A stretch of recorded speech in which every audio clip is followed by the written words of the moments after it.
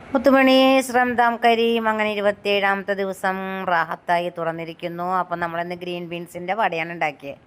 Dragon ഫ്രൂട്ടും പൂവമ്പഴം കൂടി juice അടിച്ചുവിട്ടു. അപ്പോൾ വലിയ ചുകയുടെ പ്രശ്നം വന്നില്ല, നല്ല ടേസ്റ്റ് ഉണ്ടായിരുന്നു. പിന്നെ ഇത് നമ്മൾ സിർബ് ഉണ്ടാക്കിയതാണ്, ഞാൻ ഉണ്ടാക്കിയതല്ല, നമ്മുടെ ഒരു അക്ക ഉണ്ടാക്കി തന്നതാണ്. അപ്പം നല്ല ടേസ്റ്റായിരുന്നു. മണിക്കുട്ടിന് സിർബ് ഭയങ്കര ഇഷ്ടമായിട്ടാണ്, ഓൻ നല്ലോണം മേടിച്ച് കഴിച്ചു. അപ്പോൾ ഇന്ന് ഇഡ്ഡലി, സാമ്പാർ, ചട്നി, പിന്നെ നമ്മൾ സിർബ്, നാരങ്ങ വെള്ളം, പിന്നെ ഞാൻ പറഞ്ഞില്ല ഡ്രാഗൺ ഫ്രൂട്ടിൻ്റെ ജ്യൂസ്. അപ്പോൾ അപ്പുക്കുട്ടൻ നോമ്പ് തുറക്കാൻ ഇത്തിരി ഒരു 5 മിനിറ്റ് വൈകി. അപ്പോൾ അതാണ് നമ്മുടെ മാളുക്കുട്ടി നിന്നുകൊണ്ട് നോമ്പ് തുറക്കായിരുന്നു. പിന്നെ ഇഡ്ഡലിയും ചട്നി ആയതുകൊണ്ട് പിന്നെ കട്ട്ലൈറ്റ് ഉണ്ടായിരുന്നു. നമ്മുടെ അപ്പുക്കുട്ടൻ കട്ട്ലൈറ്റ് മേടിച്ചിട്ട് വന്നിട്ടുണ്ടായിരുന്നു. ഇഡ്ഡലിയും ചട്നി ആകുമ്പോൾ നമുക്ക് ഇത്തിരി ഇറക്കം കുറവാണ്.